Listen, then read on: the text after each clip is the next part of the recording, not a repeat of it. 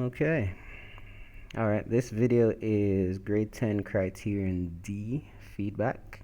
We're looking at Sod's paper.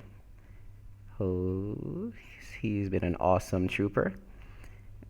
And this feedback will be directly related to the improvements for Unit 2. All right. Before I start, Sod's paper was by far one of the top papers in grade 10. So you're probably wondering, how is it that he got a 6? That's because he made the common mistakes that most grade 10s make. However, his overall paper was just awesome. So this is a perfect example.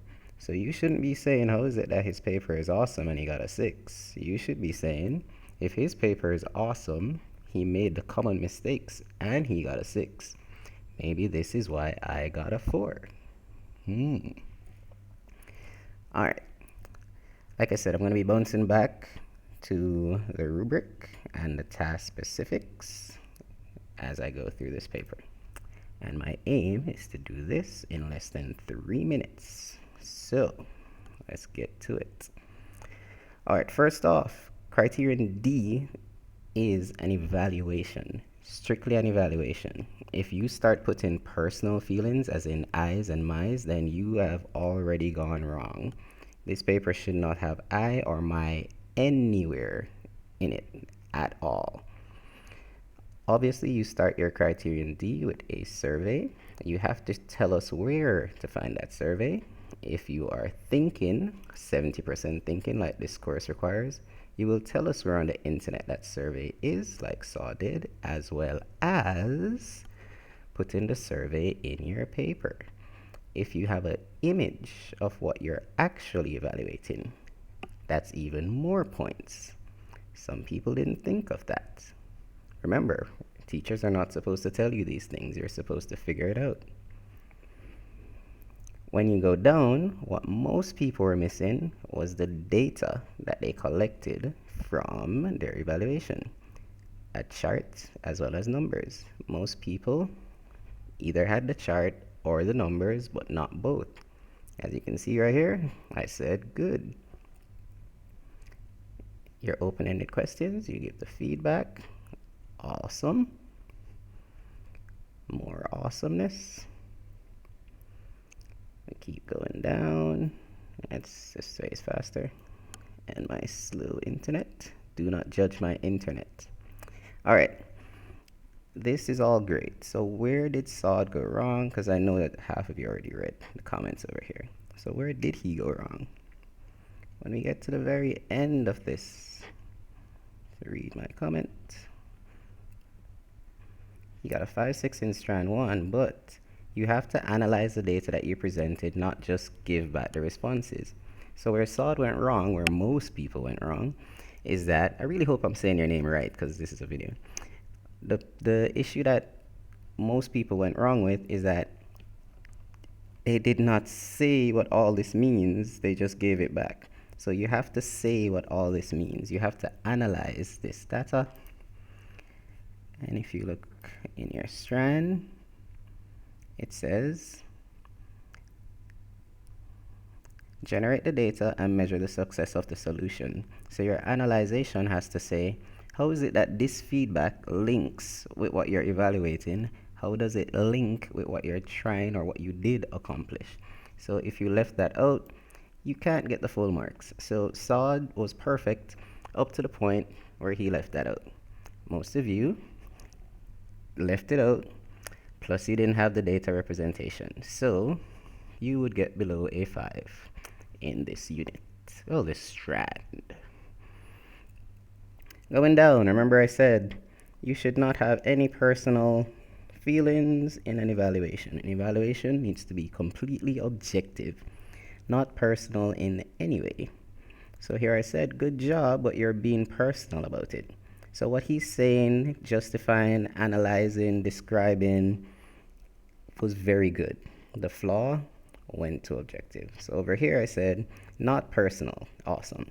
So all these two columns were very good. Because you see, there are no I's.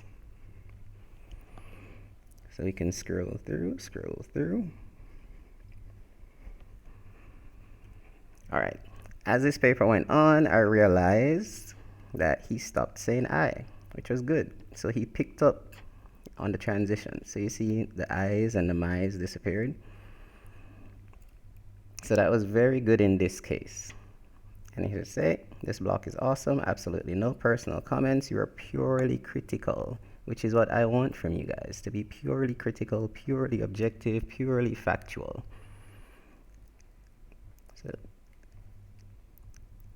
So analyzed and evaluated well. It was kind of personal, it was almost a 6, but he corrected himself just in time, way before the halfway mark, not after. And it was good enough to edge into a 7. So although he almost got a 6 right here, he caught his mistakes, maybe subconsciously, but in the end, it was very good for a 7. Explain how the solution can be improved. This will vary for most people, because if you have no improvements to make, you'll pretty much state that. But you have to justify why there are no improvements to make, and you support that with the data that you got from strand 1. Here, I said he described it well with some explanations, some justification. So some things he did justify what needed to be improved. Some things he just said, I need to improve this. And also the personal. Don't get personal. Don't get personal. All right. So across the board in grade 10, a lot of people had I's and my's. A lot of people. Some people just had it way too much. All right, jumping down to strand 4. No one should really get this part wrong unless you are rushing your paper at the very last minute. But you can see it says fantastic job. Quality over quantity. You don't need to put 6 pages for strand 4, okay? Quality over quantity, nicely compact, pure facts from the collected data, little personal, it should say little to no personalization. I'll just correct that right now. See, I own up to my mistakes, people. Some people don't do that. Some people complain and complain when they make mistakes and they don't like to take constructive criticism. All right, so that's this paper in a nutshell. That's how he ended up with a 6. If we compare that to the new unit that you'll be doing, you still have to show me your testing methods, you still have to show me the data you collected, and measure the success of the SMA and the PSA. Here's where most of you are making your mistakes from what I've seen so far, and those of you that came to talk to me. Remember, this assignment is from 3 perspectives: your SMA, your PSA, and the theme that you decided to present. All right, which is your solution over here. So you're using a SMA to do a PSA about the message that you had in mind. So obviously your strand 1 needs to hit all those 3 factors. Your survey has to have questions on all those 3 factors. If you're being smart about it, I would say a minimum 4 questions each. If you're using SurveyMonkey, obviously you're limited to 10 questions. So you have to figure out what's a good balance for you to hit all 3 perspectives. Then you're going to go through your evaluation on all 3 perspectives, okay? You can use Criterion B as a backup. And then the 3rd strand and the 4th strand is really dependent on what you did for your project, what your feedback was for your survey, and what your solution or the topic you picked was. So when you're speaking with your friends about these 2 strands, everyone will pretty much have a different answer, and that's where most people are getting confused. So if your friend did road safety and you did environmental awareness, obviously you're going to have different answers. All right? Obviously, how you could improve your approach is going to be different. All right? And obviously, the impact on your target audience will be different. And just to say this again for what? The 50th time this week. Do not get personal. Yes, it is your SMA. Yes, it is your PSA. Yes, it is your solution.